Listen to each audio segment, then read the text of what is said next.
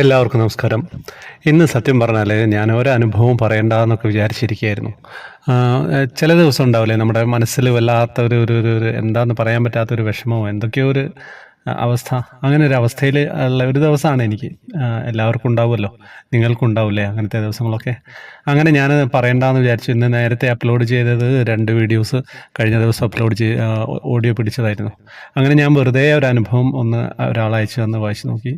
അത് വായിച്ചപ്പോൾ ഉണ്ടല്ലോ എൻ്റെ ആ ഒരു ടെൻഷനൊക്കെ മാറി.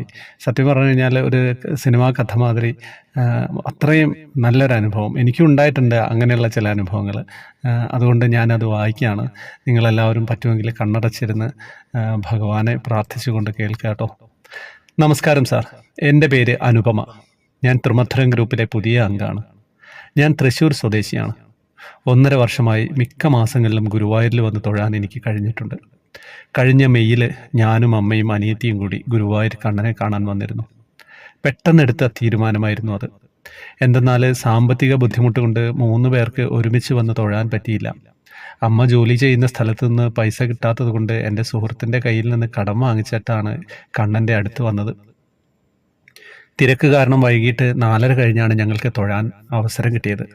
എന്നാൽ അമ്മ തൊഴുമ്പോഴേക്കും തിരക്ക് മൂലം അമ്മയെ അവിടുത്തെ ചേച്ചി പിടിച്ചു മാറ്റി. അതിനാൽ അമ്മയ്ക്ക് ശരിക്കും കണ്ണനെ കാണാൻ പറ്റിയില്ല. അമ്മയ്ക്ക് ആകെ സങ്കടമായി. പോവാൻ നേരം അമ്മ ചെരുപ്പ് അന്വേഷിച്ചപ്പോൾ അമ്മയുടെ ചെരുപ്പ് കാണാനില്ല. പുതിയ ചെരുപ്പാണ്.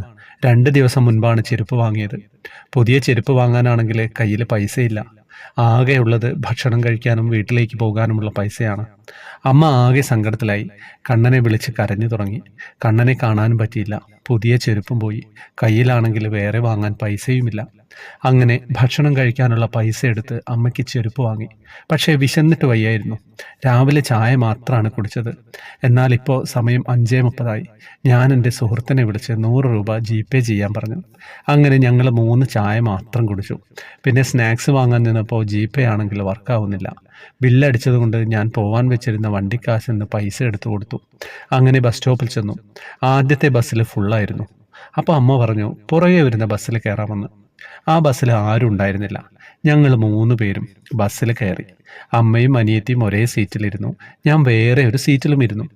അപ്പോൾ ഒരു മുത്തശ്ശി വന്ന് എൻ്റെ അടുത്തിരുന്നു. കുറേ സീറ്റ് ഒഴിവുണ്ടായിട്ടും മുത്തശ്ശി ചിരിച്ചുകൊണ്ട് എൻ്റെ അടുത്ത് വന്നിരുന്നു. ഗുരുവായൂർ തൊഴാൻ വന്നതല്ലേ എന്നൊക്കെ ചോദിച്ചു.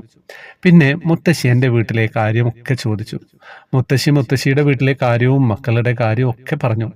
മക്കൾ അവരവരുടെ ജീവിതവുമായി കഴിയുകയാണ്. എന്നാൽ ഗുരുവായൂരപ്പൻ്റെ അനുഗ്രഹം കണ്ട് മുത്തശ്ശിക്ക് ആരുടെ അടുത്ത് പോയാലും ഒന്നിനു വേണ്ടിയും അപേക്ഷിക്കേണ്ടി വന്നിട്ടില്ലെന്നൊക്കെ പറഞ്ഞു.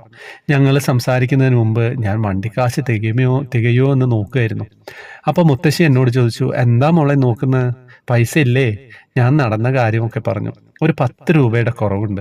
വണ്ടിക്കാശ് മുത്തശ്ശി തരാമെന്ന് പറഞ്ഞു. വേണ്ട, പറ്റുമെങ്കിൽ ഒരു 10 രൂപ തന്നാൽ മതിയെന്ന് ഞാൻ പറഞ്ഞു. മുത്തശ്ശിയുടെ കയ്യിൽ ചില്ലറയായിട്ട് 10 രൂപ ഇല്ലെന്ന് പറഞ്ഞു ഒരു 20 രൂപ നോട്ട് എടുത്ത് തന്നു. പിന്നെ എൻ്റെ പഠിപ്പിനെ കുറിച്ചൊക്കെ ചോദിച്ചു. ഞാൻ ഡിഗ്രിയാണ്, റിസൾട്ട് വന്നു, ഞാൻ ജയിച്ചു എന്ന് പറഞ്ഞു. ഇപ്പോൾ ഉള്ള കഷ്ടപ്പാടൊക്കെ മാറുമെന്നും നന്നായിരിക്കട്ടെ എന്നും പറഞ്ഞു. 2 സ്റ്റോപ്പ് കൂടെ കഴിഞ്ഞാൽ മുത്തശ്ശി ഇറങ്ങുമെന്ന് പറഞ്ഞു. മുത്തശ്ശി എന്നോട് എപ്പോഴും മുത്തശ്ശിയുടെ ഫോൺ നമ്പർ പറഞ്ഞുകൊണ്ടിരുന്നു കേട്ടോ. മുത്തശ്ശി ഇങ്ങനെ കേട്ടാണ് ഫോൺ നമ്പറുകൾ ഓർത്തെടുക്കുക അത്രേ. കുറേ പ്രാവശ്യം പറഞ്ഞപ്പോൾ പെട്ടെന്ന് തന്നെ ആ നമ്പർ ഞാൻ കാണാതെ പഠിച്ചു. ഇനി എങ്ങാൻ മറന്നുപോയാലോ എന്ന് കരുതി ഫോണിലെ നമ്പർ ഡയൽ ചെയ്തിട്ടു. എന്നിട്ട് മുത്തശ്ശിക്ക് അത് കാണിച്ചു കൊടുത്തു. ഇത് തന്നെയാണ് നമ്പർ, ഇടയ്ക്കൊക്കെ വിളിക്ക്, നമുക്ക് സംസാരിക്കാം. ഇനി മോള് ഗുരുവായൂരൊക്കെ വരുമ്പോൾ എവിടെയെങ്കിലുമൊക്കെ വെച്ച് നമുക്ക് കാണണമെന്ന് പറഞ്ഞു. സ്വന്തം പേരക്കുട്ടിയോട് എങ്ങനെയാണോ പെരുമാറുന്നത് അതുപോലെയാണ് മുത്തശ്ശി എന്നോട് പെരുമാറിയത്. ഞാൻ മുത്തശ്ശിയുടെ കാല് തൊട്ട് അനുഗ്രഹം വാങ്ങി. മുത്തശ്ശിക്ക് ഇറങ്ങാനുള്ള സ്റ്റോപ്പ് ആവാറായി എന്ന് പറഞ്ഞു. മുത്തശ്ശിയുടെ പേഴ്സ് തുറന്നു. ഞാൻ നോക്കിയപ്പോൾ കുറേ ചില്ലറ പൈസ കിടക്കുന്നു. അപ്പോൾ ഒരു നിമിഷം ഞാൻ ചിന്തിച്ചു, മുത്തശ്ശി എന്തിനാ ചില്ലറ പൈസ ഇല്ലെന്ന് പറഞ്ഞ് 10 രൂപ ചോദിച്ച് എനിക്ക് 20 രൂപ എടുത്ത് തന്നതെന്ന്. അപ്പോൾ ഇതാ മുത്തശ്ശി ഒരു 500 രൂപയുടെ നോട്ട് എടുത്ത് എൻ്റെ കയ്യിൽ തന്നു. എനിക്ക് ആകെ പേടിയും വെപ്രാളവും ഒക്കെയായി. ഈ പൈസ വേണ്ട, അറിയാത്ത ആൾക്കാരുടെ കയ്യിൽ നിന്ന് പൈസ വാങ്ങിയാൽ അമ്മ ചീത്ത പറയുമെന്ന് ഞാൻ പറഞ്ഞു. അമ്മ ഒന്നും പറയില്ല, ഇത് മോൾക്കാണ്, മുത്തശ്ശി തരുന്നതാണെന്ന് പറഞ്ഞു. എൻ്റെ മുമ്പിൽ വന്ന് ആരും വിഷമത്തോടെ പോകരുതെന്ന് പറഞ്ഞു. നിർബന്ധിച്ച് എൻ്റെ കയ്യിൽ പൈസ തന്നു. ഗുരുവായൂരപ്പൻ തന്നതാണെന്ന് വിചാരിച്ച് അടച്ചാൽ മതി എന്ന് പറഞ്ഞു. ഇനി മോള് ഗുരുവായൂർ വരാൻ വേണ്ടി ഈ പൈസ എടുക്കാലോ എന്ന് പറഞ്ഞു. ഞങ്ങൾ തമ്മിൽ ആകെ സംസാരിച്ചത് 6-7 മിനിറ്റ് മാത്രമാണ്. അതിനിടയിലാണ് ഇതൊക്കെ സംഭവിച്ചത്. മുത്തശ്ശി ഇറങ്ങാൻ നേരം എന്നെ ചേർത്ത് നിർത്തി കവിളിൽ ഉമ്മയൊക്കെ തന്നു. ഞാൻ വീട്ടിലെത്തിയതിന് ശേഷം മുത്തശ്ശി തന്ന നമ്പറിലേക്ക് ഞാൻ വിളിച്ചു നോക്കി. എന്നാൽ അങ്ങനെ പേരുള്ള ഒരാളില്ലെന്നാണ് ഫോൺ വിളിച്ചപ്പോൾ എനിക്ക് കിട്ടിയ മറുപടി. അങ്ങനെ നമ്പർ മാറിപ്പോവാൻ യാതൊരു സാധ്യതയില്ല. മുത്തശ്ശി പറഞ്ഞു തന്ന നമ്പർ ഞാൻ കാണാതെ പഠിച്ചതാണ്. ഫോണിലെ നമ്പർ ഡയൽ ചെയ്തപ്പോഴും ആ മുത്തശ്ശിയോട് ഇത് തന്നെയല്ലേ നമ്പർ എന്ന് ഞാൻ ചോദിച്ച് ഉറപ്പുവരുത്തിയതാണ്. എന്നാൽ ഫോൺ വിളിച്ചപ്പോൾ അങ്ങനെ ഒരാളില്ലെന്ന് പറഞ്ഞു. എനിക്ക് ആകെ സങ്കടമായി. എന്താണ് സംഭവിക്കുന്നതെന്ന് മനസ്സിലായില്ല. വേറെ ഫോണിൽ നിന്നൊക്കെ വിളിച്ചു നോക്കി. എന്നാൽ അങ്ങനെ ഒരാളില്ലെന്നായിരുന്നു കിട്ടിയ മറുപടി. അന്ന് എനിക്കുണ്ടായത് ഒരു വല്ലാത്ത അനുഭവമായിരുന്നു. ത്രിമധുരത്തിലെ ഓരോരോ അനുഭവക്കുറിപ്പുകൾ ഞാൻ വായിക്കുന്നത് അമ്മയോടൊപ്പം ഇരുന്ന് ഞാൻ കേൾക്കാറുണ്ട്. എന്നാൽ എൻ്റെ ജീവിതത്തിലെ ഇങ്ങനെ ഒരു അനുഭവം ഇതാദ്യമായാണ്. എല്ലാം കണ്ണൻ്റെ ലീലാവിലാസങ്ങളാണ്. ഞാൻ വിശ്വസിക്കുന്നത് അങ്ങനെയാണ്. എൻ്റെ ഈ അനുഭവം എനിക്ക് ത്രിമധുരത്തിൽ പങ്കുവയ്ക്കണമെന്ന് തോന്നി. എന്തെങ്കിലും തെറ്റുണ്ടെങ്കിൽ എന്നോട് ക്ഷമിക്കണേ സാർ.